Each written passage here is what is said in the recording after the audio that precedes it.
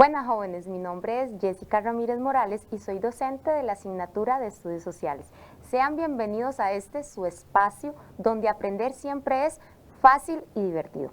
Antes de iniciar, recordemos tener a la mano cuaderno de Estudios Sociales o, si lo prefieren, las guías de trabajo autónomo. Esto para tomar apuntes de la clase de hoy, pero recuerden que por tomar apuntes no se deben de perder la explicación. Pueden tomar algunas palabras claves, anotarlas a un lado y así tener un hilo conductor que les va a permitir luego repasar y ampliar lo que están viendo en sus centros educativos. ¿Y qué mejor forma de ampliar la materia si no es con nosotros acá en Aprendo en Casa? Así que, ¿qué les parece si iniciamos? Antes, recordemos lo que estuvimos viendo la clase anterior para poder relacionarlos con el nuevo tema. Así que, comenzamos. ¿Listos? ¿Me acompañan? Bienvenidos nuevamente. Vamos, iniciemos con la primera presentación. Tenemos que la semana pasada estuvimos viendo cómo el descubrimiento de América afectó a la población nativa. Recordemos que anteriormente vimos cómo esa población nativa sufrió cambios políticos, económicos, sociales, culturales y cómo su cosmovisión de mundo se vio totalmente afectada. Los españoles nos impusieron nuevas formas políticas, económicas, sociales, entre otras cosas. Eso por ese lado. Pero con la llegada de los europeos a América no solamente hubo un cambio en esas estructuras, también nos provocó una catástrofe demográfica. ¿Por qué una catástrofe demográfica? Hubo un desequilibrio sanitario. Los europeos nos trajeron algunas enfermedades, las cuales comentamos la clase anterior. Vamos a repasar solamente algunas, no las vamos a mencionar todas, pero sí es muy importante detallar que esos europeos ya habían tenido contacto durante algún momento de su vida, infancia o desarrollo con esas enfermedades, ya habían generado su cuerpo de forma natural ciertas defensas. Mientras que nuestros nativos, nuestros indígenas, nunca habían tenido contacto con ellas. Por eso, cuando los europeos llegan, eso causa estragos en nuestra población nativa. ¿Por qué estragos? Una catástrofe demográfica. Son muchos los nativos que pierden la vida a causa de esas enfermedades, epidemias o virus traídos por esos españoles. Algunos ejemplos, recordemos, eran el sarampión, la gripe y el muermo. Hoy en la actualidad todos nos resfriamos del virus de la gripe, pero tenemos anticuerpos, estamos enfermitos un momento y nos componemos muy rápido porque ya nuestro organismo tiene defensas contra esas enfermedades y para el sarampión tenemos un sistema de salud en donde la vacunación y la prevención es muy importante. También teníamos el muermo, que era una enfermedad la cual se transmitía por la mucosa del animal y el contacto. Recuerden que era muy importante porque este era un medio de transporte en esa época. Todas esas enfermedades que hoy para nosotros son muy simples, ¿verdad? Junto con otras que ellos nos trajeron y animales y la peste negra y otros insectos van a hacer estragos en América. Por eso hablamos de una catástrofe demográfica. Se diezmó considerablemente la población. ¿Y cómo vamos a relacionar este tema, esta llegada de los europeos a América, con el nuevo tema de la clase de hoy? Pues muy fácil, hubo cambios culturales. Y veamos, no sé si ustedes se han preguntado, ¿a qué se debe que seamos tan diversos físicamente hablando? ¿Por qué? Yo no sé ustedes. Cuando yo estaba pequeña, yo siempre veía diferencias, otros más altos, gente más baja, tonos de piel diferente, cabellos distintos, y yo decía, ¿a qué se debía tanta diversidad? Eso con la gente que no pertenecía a mi núcleo familiar, pero propiamente en mi núcleo familiar esas diferencias también las veía. Entonces veía hermanas, tías, primos con pelo rubio, otros con colores de piel más claras, más oscuras. Mi tamaño era más bajito que el de mis hermanas y yo decía, pues ¿a qué se debe eso? Posteriormente, en la medida que vamos creciendo, nos vamos empapando en el tema, pero recordemos a qué se debe y vamos a hablar en términos biológicos propiamente para así relacionarlos con la temática de nuestra clase de hoy, para que lo tomen en cuenta. Entonces, si observamos ahí la diapositiva brevemente, nos imaginaríamos con un pelo, cabello colocho, con ese cabello lacio, con ese cabello tonos de pelo más claros, más oscuros, tonos de piel más claros, más oscuros. Bueno, ¿a qué se debe esas diferencias físicas entonces que vemos en nuestro contexto inmediato, familiares, o también son palpables en las calles? Todos somos diferentes, pero ¿y a qué se debe esa diferencia? Vamos a ver el contenido histórico del porqué. Eso nos lleva al tema de hoy, la importancia del fenotipo, de la jerarquía social impuesta por el Imperio Español en las colonias de América y Costa Rica. A ver, ¿ya tienen el cuaderno, las guías autónomas a mano para iniciar con la toma de los apuntes? Vamos a ver hoy 3 conceptos o términos muy importantes, los cuales vamos a ir entrelazando. Vamos a abarcar fenotipo, jerarquía social y mestizaje. Y si ven de fondo tenemos una pirámide. Ya vamos a ver qué tiene que ver esta figura geométrica con estos 3 términos que vamos a desarrollar. Pero, ¿qué es fenotipo? Son aquellas características físicas observables de un organismo o individuo, producto de la expresión o manifestación de la información genética contenida en el genotipo, entendiendo genotipo como los genes de un organismo o de un individuo. Ahora sí, en términos más sencillos que los podamos comprender, fenotipo van a ser entonces los rasgos físicos que presenta un individuo, una persona, los cuales se pueden observar a simple vista, o sea, esos tonos de piel, como nos lo muestra la imagen, unos más altos, otros más bajos, cabellos de colores distintos. Eso que son observables físicamente es el término fenotipo. Pero el fenotipo nos lleva a qué se deben esas diferencias, pues al genotipo, que es el conjunto de genes de un individuo. Y estamos hablando ya lo que tiene que ver con el ADN. A nivel interno, la herencia genética familiar que tenemos también juega un papel muy importante para esa diversidad, ese montón de colores, costumbres, tradiciones, tonos de piel, unos más bajos, otros más altos.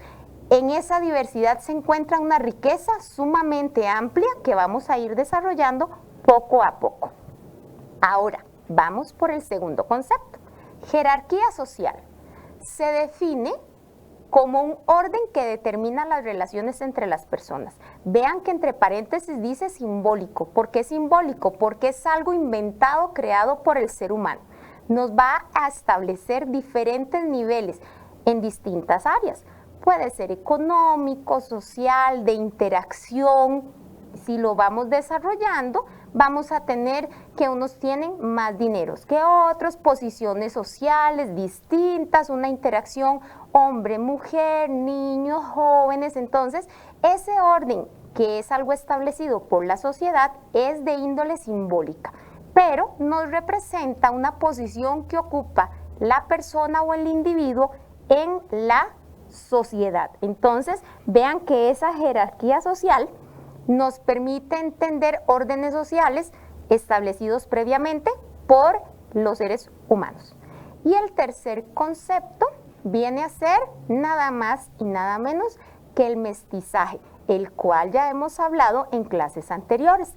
debemos entender el mestizaje como el conjunto de individuos que resultan de la unión de grupos étnicos, o sea, esas mezclas de cultura distintas dan origen a una nueva cultura.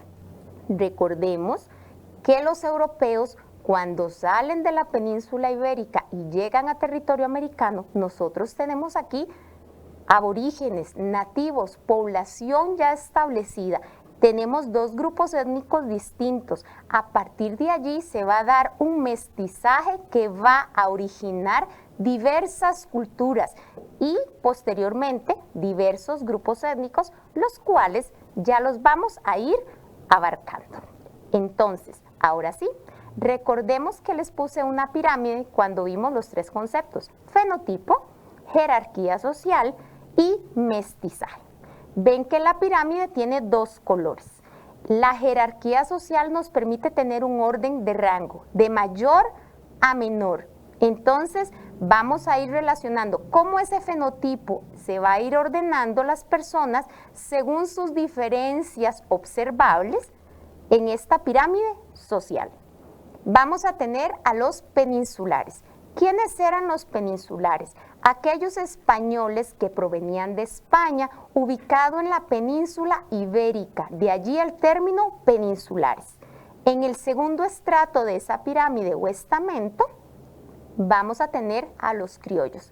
Los criollos van a ser los hijos de los españoles, pero nacidos en América, no eran descendientes directos originarios de la península ibérica, nacieron en América, aunque sus descendientes sí lo eran. Por eso estaban en el segundo peldaño o estamento. Estos dos grupos van a formar lo que nosotros llamamos la clase alta o la clase dominante. Irónicamente, con los años, luego los criollos van a exigir los mismos derechos de los peninsulares. Gozaban de los mismos derechos en todo, menos en el poder acceder a algunos puestos políticos, y eso pues no les va a gustar mucho a los criollos porque se van a sentir no en igualdad de condiciones. ¿Seguimos? Vamos a tener a los mestizos. Este grupo surge de la mezcla entre los indígenas y el europeo, el español. Puede ser que sea peninsular o criollo, pero su descendencia es de índole europea. En América ya teníamos población nativa, teníamos a los aborígenes, eso es la población originaria de nuestro continente propiamente. Vienen los mulatos, y los mulatos, ¿de dónde van a salir? De la mezcla entre los negros y los blancos, los europeos. Ahora recordemos aquí, vamos a hacer una pequeña cápsula informativa. Teníamos en América población nativa. Llegaron los españoles provenientes de la península ibérica. Ya tenemos dos grupos étnicos distintos. Los negros llegan posteriormente, cuando los españoles los traen como mano de obra esclava para dedicarse a trabajos agrícolas como las plantaciones de caña de azúcar, y se van a ubicar en el Caribe y en Brasil. Pero entonces, a partir de esos tres grupos étnicos, vamos a tener diferentes mezclas, y eso nos va a originar un mosaico de costumbres, tradiciones, grupos étnicos. Tenemos los ambos, que es la mezcla entre los nativos americanos y el negro. Además, le agregamos también los mulatos, que recordemos que los mulatos eran descendientes de la mezcla o producto de la mezcla entre negro y blancos. Y el último, vamos a tener a los negros, recordando que los negros llegaron traídos de África, como acabamos de decir anteriormente. Todos estos grupos pertenecen a las clases bajas. Y si vemos la pirámide y ustedes analizan esa pirámide, vamos a encontrar un trasfondo. La jerarquía social de mayor a menor, en donde el color de la piel era fundamental para estar más arriba en esa pirámide o más abajo en esa pirámide. ¿Qué pasó?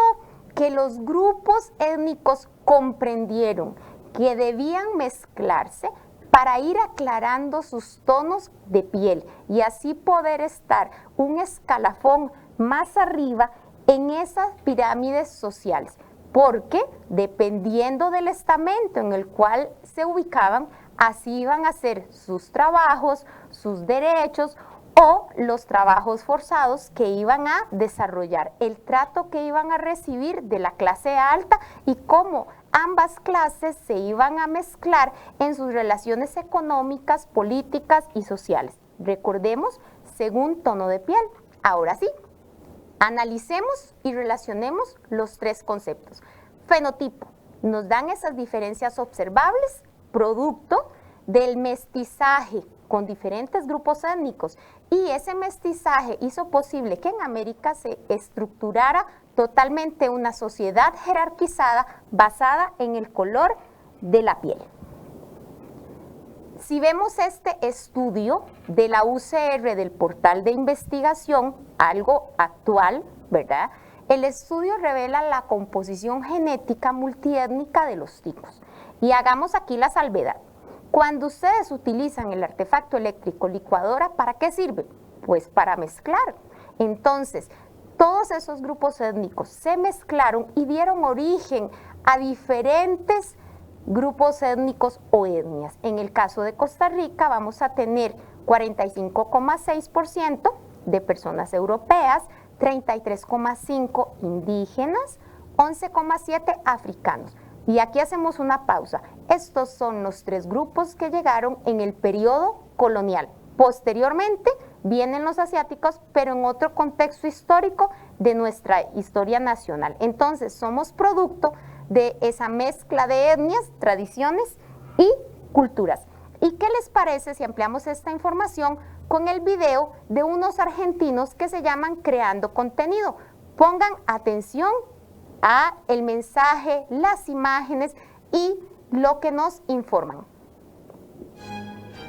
La América colonial, al igual que las civilizaciones azteca, inca y maya, era una sociedad estamental, es decir, que había grupos sociales con diferentes jerarquías. El origen de cada persona determinaba cómo uno era visto por los demás y los derechos que tenía. El sector dominante eran los considerados blancos.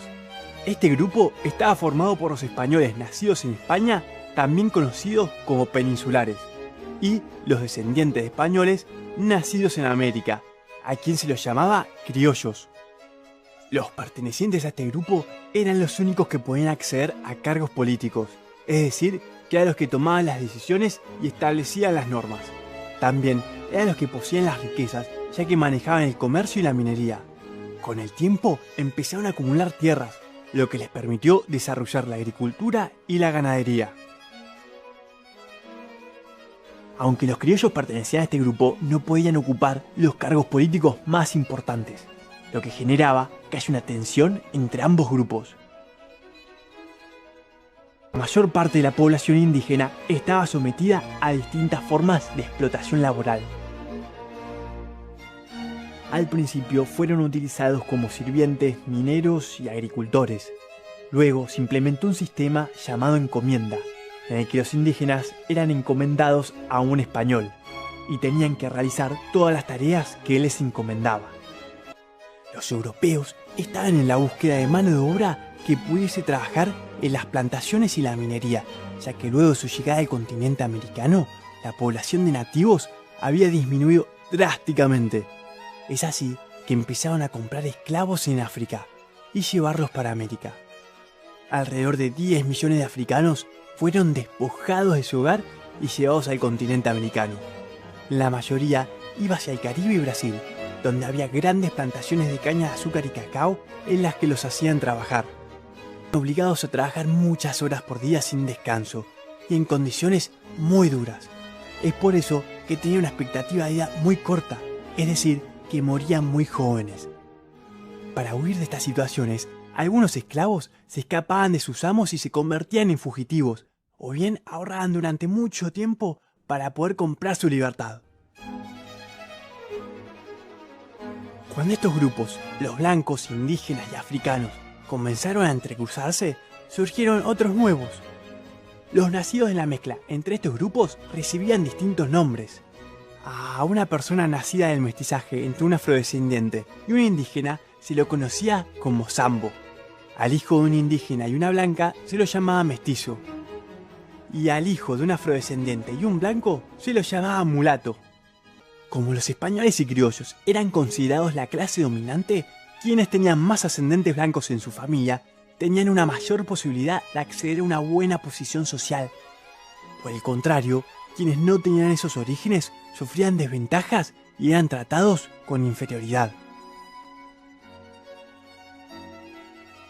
Una de las principales actividades de las mujeres nativas era la textil, y en muchos casos eran explotadas por la gran demanda que existían de estos productos. Las mujeres españolas y criollas se ocuparon de cuidar el hogar y la vida doméstica.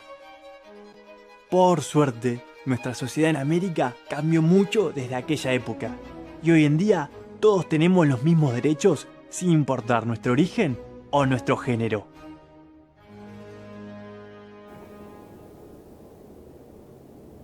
¿Qué les pareció el video? Muy conciso y explicativo, ¿verdad? Y vean cómo el mestizaje abarca entonces los tres conceptos que estábamos viendo anteriormente, pero con la diferencia de que hoy en la actualidad, por dicha, no es como en el periodo colonial. Hoy gozamos de derecho. Entonces, ¿cómo vivimos ese mestizaje y ese encuentro de culturas?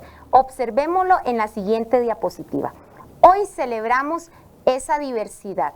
Cada 12 de octubre celebramos el Día de Encuentro de Culturas. Ya no conmemoramos todos esos procesos de crueldad, de explotación. Hoy celebramos la diversidad. Tenemos que verlo en positivo, aceptando las diferencias, aplicando valores y, muy importante, evitando la discriminación. ¿Por qué? Porque hay que aprender a ponerse en el zapato de la otra persona y tratar a las personas como nos gustaría que nos traten a nosotros.